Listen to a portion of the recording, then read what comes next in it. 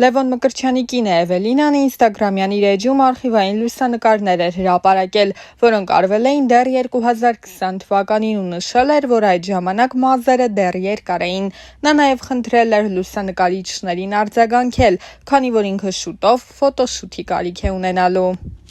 Լևոն Մկրտչյանը հեռուստադիտողին հայտնի դարձավ «Վերջին զանգը» սերիալի։ Դերասանի անձնական կյանքն առավել բուռն քննարկվեց, երբ համացանցում հայտնվեցին նրա և Էվելինայի համատեղ լուսանկարները։ Դեռ ավելի վաղ, մինչ հարսանեկան արարողությունը, նրանք խոսելով իրենց հարաբերությունների մասին ընդգծել էին. «Հանդիպել ենք 17 տարեկանում համալսարան ընդունվելիս։ Այնպես էր ստացվել, որ նույն օրը նույն ժամին քննության էինք։ Ես նրան միանգամից եմ նկատել։ Նրա գեղեցկությունը, պահվածքը շատ տարբերվող էր։ Այդ ժամանակ քայլ չարեցի, իմ կյանքում աղջիկ կար, ում հետ երկար ժամանակ շփվեցինք, բայց չհասկացանք իրար։ Հետո տեսա Էվկային ու միանգամից ինքս ինձ ասացի՝ ինքն ա։ Սկսեցի քայլեր անել ու սկսեց մեր շփումը։ Երկրորդ կուրսից սկսեցինք հանդիպել, դասերին այնքան էինք խոսում, դասախոսներն ասում էին՝ լռեք։ 7 ամիս կոնֆետներով տառ էի սարքում, նվիրում, հետո ծաղիկներ։ Մի քանի ամիս շփումից հետո զգացմունքներս ավելի խորացան։ Էվկային տեսնելիս հալվում էի, հետագայում դա վերածվեց մեծ սիրո։ Ինձ մոտ սեր էր առաջին հայացքից։ Գաղտնիք չէ, որ Լևոնը շատ հմայիչ տղամարդ է։ Սիրտս չդիմացավ նրա հմայքին։ Մինչև նրան հանդիպելը ունեի ոսկե կանոն՝ չընտրել դերասան տղամարդու որպես կյանքի ուղեկից։ Միշտ մտածել եմ, որ դերասանները շատ էմոցիոնալ ու խոցելի են, իսկ ես իմ կողքին պատկերացրել եմ ամուր տղամարդ։ Բայց Լևոնը կոտրեց իմ հորինած ստանդարտները։ Ամբողջ համալսարանում Լևոնը միակն էր, որ գրավեց ինձ։ Տարվեցի նրանով։ 7 տարի ընկերություն ենք արել։ Ամեն ինչ տրամաբանորեն ընթացել է։ Սկզբում ուսանողներ էինք, հետո Լևոնը գնաց բանակ, հետո կարիերա և հիմա եկել է այդ պահը։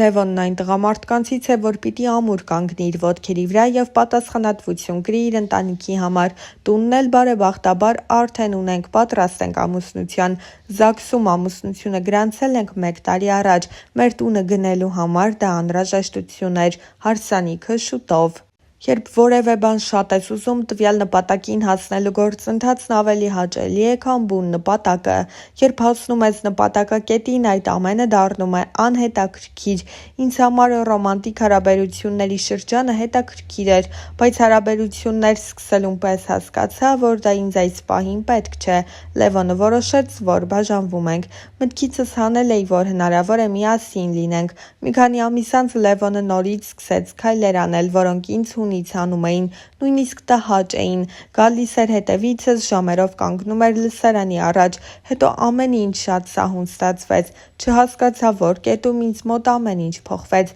Ժամանակի ընթացքում հասկացա, որ միմյանց համար ենք ստեղծված։ Շատ երկար պայքարեցի Էվկայի սիրո համար։ Մի օր ուղղակի նայեցի աչքերին ու հայացքից հասկացա, որ ինքը իմն է։ Էվկան այդ օրը ոչինչ չի ասել, բայց ես անընդհատ նրան ասում էի՝ կամ իմն ես լինելու, կամ ոչ ոքին է։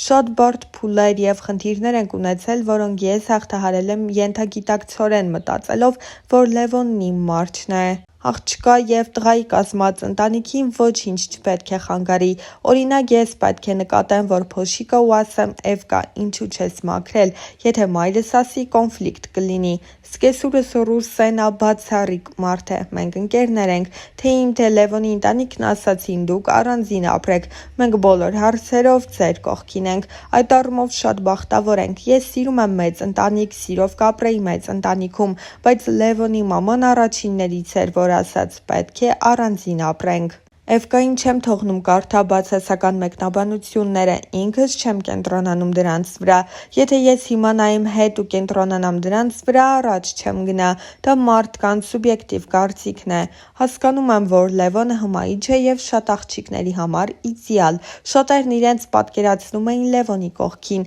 ու հանկարծ գալիս է Էվկան տարօրինակ, չինացու աչքերով և իրենց համար արտասովոր արտաքինով աղջիկ։ Քանի որ ես իրենց համոզմունքների դեմ էի, դա շարժեց իրենց զայրույթը։ Պնդում են, որ նրանք պետք է ինձ հետ լինեն երջանիկ, ոչ թե ես նրանց հետ դժբախտ։ Խնդրում եմ, որ մարդիկ վերացնեն իրենց ներսի նախանձը, որպեսզի այն չզարգանա։ Թվում է 25 տարեկան նոր ամուսնացող աղջկա համար պիտի շատ ծանր ու ցավալի լինի, երբ դիպչում են ինքնավստահությանը, բայց պետք է կարողանաս գիտակցել թերություններդ ու առավելություններդ, պետք է չվախենաս բարձրաձայնել թերություններդ, աշխատես դրանց վրա, իսկ առավելություններդ դրոշակ չդարձնես ու բոլորին ցուցադրես։ Եվ սպասում էի այս ակնթարթային հայտնիությանը եւ անսպասելի էր։ Լուսանկարներս Էվկան է ուղարկել Armenia հեռուստաընկերություն։